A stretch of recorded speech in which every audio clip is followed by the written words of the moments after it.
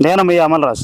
ఈరోజు చింతలపూడి నియోజకవర్గం గురించి మనం కొన్ని విషయాలు తెలుసుకునే ప్రయత్నం చేద్దాం. కారణం ఏంటంటారా, చింతలపూడి నియోజకవర్గంలో ఉన్నటువంటి 4 మండలాలు ఏదైతే లింగపాలెం, చింతలపూడి, కామరగోట, జంగారెడ్డి, ఈ 4 మండలాలకు కలిపి సుమారు 2 లక్షల ఓట్లు ఉంటే అందులో 1,00,000 ఓట్లు అంటే 50% of share votes only Jangareddy ప్రాంతంలో ఉన్నట్లుగా మనకు తెలుస్తూ ఉంది.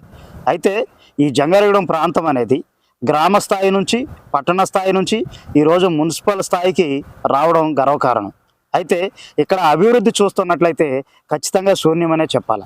ఎందుకంటే ఒక రోడ్ల వ్యవస్థ కానీ, లేదంటే డ్రైనేజ్ వ్యవస్థ కానీ, లేదంటే కనుక ఈ యొక్క ట్రాఫిక్ నిబంధనలకు సంబంధించిన విషయాల్లో కానీ, రోడ్డు విస్తరణ విషయాల్లో కానీ, రోడ్డు డివైడర్ విషయాల్లో కానీ, ప్రముఖంగా మనం నిత్యావసరమైనటువంటి ఇటువంటి ప్రదేశాల్లో కూడా సరైన అభివృద్ధికి నడుస్తున్న పరిస్థితి మనం చూస్తూ ఉన్నాం. వర్షం వస్తే మనుషులు బయటికి రాలేని పరిస్థితి. గ్రామ స్థాయిలో జంగారెడ్డి మండల గ్రామ స్థాయిల వరకు చూసుకున్నట్లయితే సరైన రోడ్ల సదుపాయం లేని పరిస్థితి.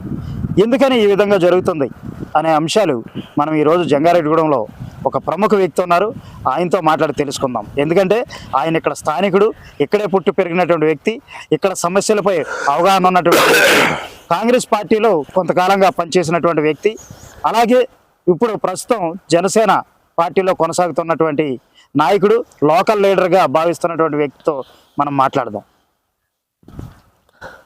నమస్తే అండి. నమస్తే. చెప్పండి అమన్రాజ్ గారు. సార్, మాకు చింతలపూడి నియోజకవర్గానికి సంబంధించి అభివృద్ధికి సంబంధించిన విషయాలు మాట్లాడుకుంటే ఈ యొక్క చింతలపూడి నియోజకవర్గంలో ఉన్నటువంటి ప్రముఖమైన పట్టణమైన జంగారెడ్డిగూడెం అభివృద్ధి నోచుకోలేదని ప్రజలు ఈనాటికి భావిస్తూ ఉన్నారు. ఎందుకంటే స్వాతంత్రం వచ్చిన ఈ 75 సంవత్సరాల కాలం నుంచి కూడా ఇప్పటి వరకు కూడా స్వాతంత్రం రాని పరిస్థితి. అంటే స్వాతంత్రం అంటే ఈ యొక్క పూర్తి స్వేచ్ఛ స్వాతంత్రాలు అంటే అర్థం ఏంటి? మనుషులకు కావాలంటే కనీస సౌకర్యాలు, ఆ సౌకర్యాలు కల్పించలేని దుస్థితిలో ప్రభుత్వాలు ఉన్నాయి. అలాగే ఇక్కడ ఎన్నికైనటువంటి ఎమ్మెల్యేలు కూడా ఉన్నారని చెప్పి మేము భావిస్తా ఉన్నాం. కారణం ఏంటంటే వాళ్ళ ఎన్ఆర్ఐలు కావడం, లేదంటే బయట నుంచి హైర్ ఆఫీషియల్స్ నుంచి రావడం, వాళ్ళకి ఏంటంటే స్థానిక సమస్యలు తెలియకపోవడంగా మేము భావిస్తా ఉన్నాం.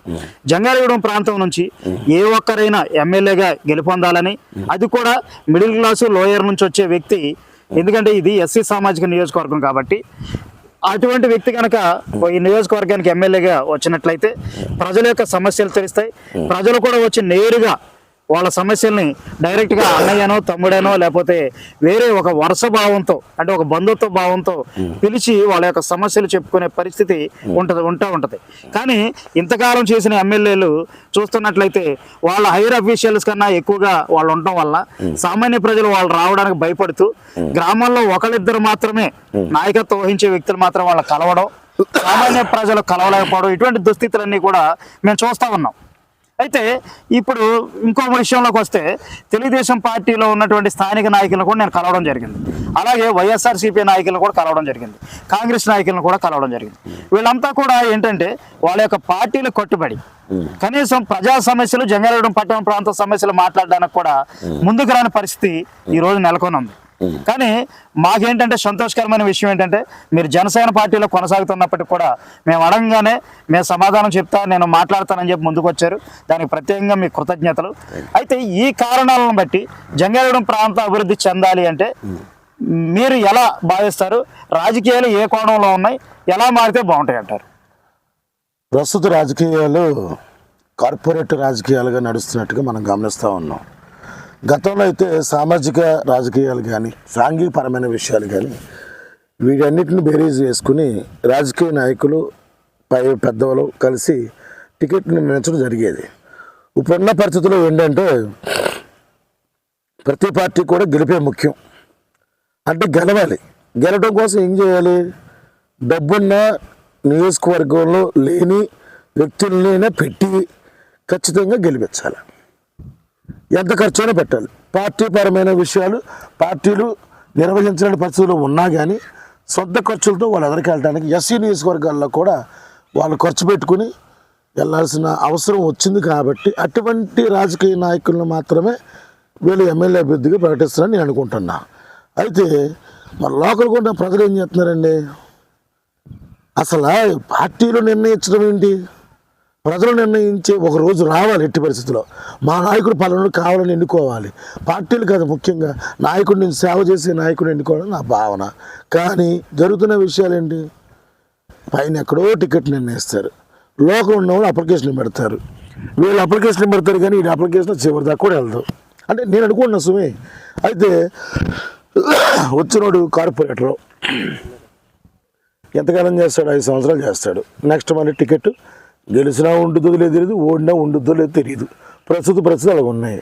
మరి లోకల్గా ఉన్న అంశాల మీద ఉన్న అవగాహన ఉన్న వ్యక్తులు చాలామంది మాకు టికెట్ ఇస్తే బాగున్నాం, ఈ గ్రామాన్ని అభివృద్ధి చేద్దాం, ఈ గ్రామం కోసం చిన్నప్పటి నుంచి పుట్టి పెరిగాము, ఈ గ్రామం అప్పటి నుంచి అలాగే ఉంటుంది, పంచాయతీ అయ్యింది, మేజర్ పంచాయతీ అయ్యింది, నగర పంచాయతీ అయ్యింది, మున్సిపాలిటీ అయ్యింది, ఏం మారుతున్నాయి? ఎక్కడన్నా రోడ్లు కానీ, వెంచర్లో రోడ్లు కానీ, పల్లెటూరు కన్నా హీనం జంగారెడ్డిగూడెం, పల్లెటూరు కన్నా హీనం. మరి ఏంటి దుస్థితి ఏంటి? సరైన రోడ్డు వ్యవస్థ ఉండదు, డ్రైనేజీ వ్యవస్థ లేదు. ఇప్పటికీ ఎస్సీపేటలో గట్టయితే దారుణం. అసలు ఏనాడో డెవలప్మెంట్ ఆగిపోయింది. నా ఉద్దేశం వచ్చేవాళ్ళు చేస్తూ ఉన్నాం, కాస్త కోస్తో లోకల్గా ఉన్నవాళ్ళు, కౌన్సిలర్లు కానీ, లోకల్ నాయకత్వం కానీ పనిచేస్తూ ఉన్నారు. ఆ మాత్రం అభివృద్ధి కనబడుతుంది. ఇటువంటి కార్పొరేట్ వ్యవస్థ రాజకీయాలకు ఎమ్మెల్యేగా వచ్చిన వాళ్ళు మాత్రం ఖచ్చితంగా చేయలేరు. వాళ్ళకి తెలుసుకునే లోపు 4 సంవత్సరాలు పూర్తి అవుద్ది. మండలానికి సంవత్సరం చొప్పున కేటాయించిన 4 సంవత్సరాలు వాళ్ళ వర్క్ 5 సంవత్సరాలు చేసే లోపల పదవి దిగిపోతారు. ఏం డెవలప్ చేస్తారండి? వాస్తవానికి ఎస్సీ ప్రతినిధులుగా ఉన్నవాళ్ళు, ఈ ఎమ్మెల్యేకి పోటీ చేసిన వాళ్ళు ఎస్సీ సబ్నిధులు వస్తున్నాయి. తర్వాత దానికి సంబంధించిన ఏ రోడ్లకు సంబంధించి, సీసీ రోడ్లకు సంబంధించి నిధులు ఉంటాయి. అది తీసుకొచ్చే అవగాహన కూడా లేదు వీళ్ళకి. మరి అటువంటి పరిస్థితుల్లో ఈ డెవలప్మెంట్ ఎలా ఉంటుంది? వచ్చిన వాళ్ళకి అసలు అవగాహన లేని వ్యక్తులకు ఇవ్వటం వల్ల డెవలప్మెంట్ ఆగిపోతుంది. ఇప్పుడు ఎస్సీ నియోజకవర్గాలు అనేసరికి చాలామంది ఏంటంటే ఆధిపత్యం వేరే వాళ్ళ చేతుల్లో ఉంది. ఇప్పుడు మీరు అన్నట్లుగా పార్టీ అధినాయకులు కానీ, పార్టీకి సంబంధించిన వ్యక్తులు కానీ, లేదంటే కనుక ఆ స్థానికంగా ఉన్నటువంటి పెద్ద పెద్ద వ్యక్తుల చేతుల్లో ఈ పార్టీ టికెట్ అనేది ఉందని మీరు చెప్తా ఉన్నారు. కానీ ఆనాడే రాజ్యాంగంలో డాక్టర్ బాబాసాహెబ్ అంబేద్కర్ అరే మీరందరూ కూడా ఎస్సీ కులం ఎక్కువ ఉంది కాబట్టి ఇక్కడ ఎస్సీ నియోజకవర్గం ఒకటి చేయాలని చెప్పి ఆనాడే నిర్ణయం చేశాడు. ఎస్సీ క్యాండిడేట్ ఎమ్మెల్యేగా ఉంటే మీ ప్రాంతం అభివృద్ధి చెందుద్దని. అలాగే ఎస్టీ ఏరియాకు ఎస్టీ వ్యక్తినే ఎమ్మెల్యేగా నిర్ణయించాలని చెప్పి ఆ రోజు తెలియజేయడం జరిగింది. అయితే ఈ యొక్క విషయాలను పక్కన పెట్టి, మనకు ఉన్నటువంటి హక్కులను పక్కన పెట్టి, ఎవరో బయట నుంచి వచ్చినటువంటి వ్యక్తుల యొక్క ఆ మాటలకు పడిపోయి వాళ్ళకు లోబడిపోయి ప్రజలు కూడా అదే విధంగా ముందుకెళ్ళడం అనేది అది చాలా సిగ్గుపడవలసిన విషయం. తర్వాత ఇంకో విషయం ఏంటంటే ఇటువంటి పరిస్థితుల్లో లోకల్ నుంచి కూడా ఎటువంటి నాయకులు కూడా డేర్ చేయకపోవడం అనేది అది కూడా ఒక దుర్ఘటన మనం భావించాలి. ఎందుకంటే ఈ యొక్క చాలా మంది పార్టీల్లో పనిచేస్తూ ఉంటారు, చాలా కష్టపడతారు, దాదాపు కనీసం ఒక 20-30 సంవత్సరాలు సర్వీస్ చేస్తూ ఉంటారు పార్టీకి. కానీ అటువంటి వ్యక్తికి సీట్ ఇవ్వడానికి ఇష్టపడరు పార్టీ నాయకులు. కారణం ఏంటో తెలియదు, కానీ మరి అతను ఎదుగుతాడనా లేకపోతే అతని సామాజిక వర్గం తెలిసాడు. ఇప్పుడు 20-30 ఏళ్ళ నుంచి కార్యకర్త పనిచేస్తాడు, ఆడు పలానా పార్టీ నాయకుడు అంటే గొడ్లు చింపుకుంటాడు, ఆడు ఏమైనా జాతర పేకోసుకుంటాడు అవసరం అయితే. కానీ ఆడికి ఎవరు ఎందుకు? మనీ మ్యాటర్ ఉండాలి, లాబింగ్ చేయాలి, బోనంత వ్యవస్థ అది.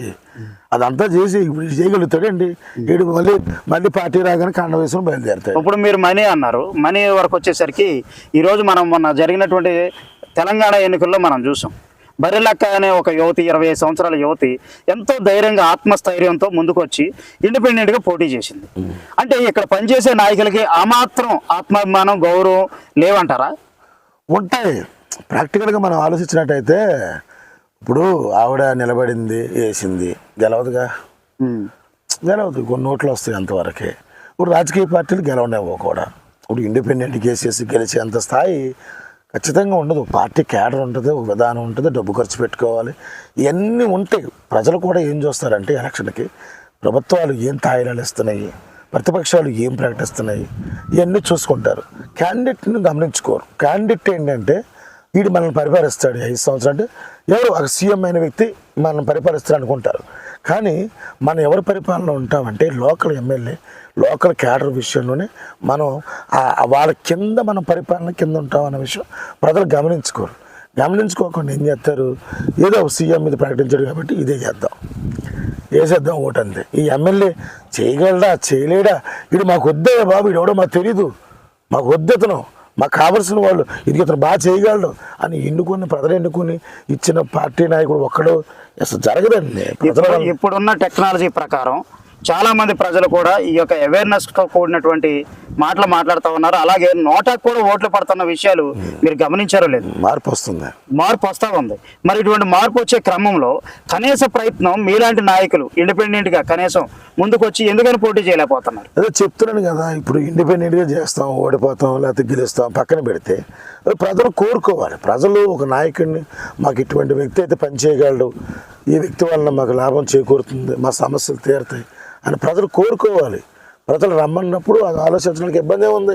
ఏ పార్టీ అయినా, కోటగారి విద్యాధరరావు గారు ఇక్కడ ఇండిపెండెంట్గా మొట్టమొదటి ఇండిపెండెంట్ గెలిచిన వ్యక్తి కాదా ఏంటి?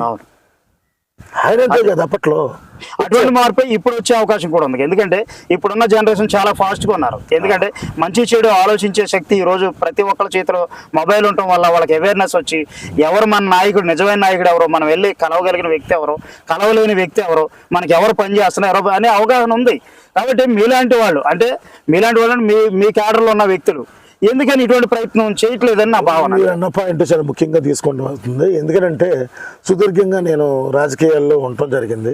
కేవలం రాజకీయాలు అంటే నాకు ఇష్టం మీద ప్రేమతో నేను రాజకీయాల్లో ఉండటం జరిగింది. పెద్ద పెద్ద నాయకత్వం కింద పనిచేసి వారి యొక్క ఆలోచనలు, వాళ్ళ అడుగుజాలు నడిచి నేను చాలా విషయాలు తెలుసుకుంటం జరిగింది. మీరు అన్నట్టు ఈ నియోజకవర్గంలో నాకు కూడా చాలా బలమైన పట్టు ఉంది.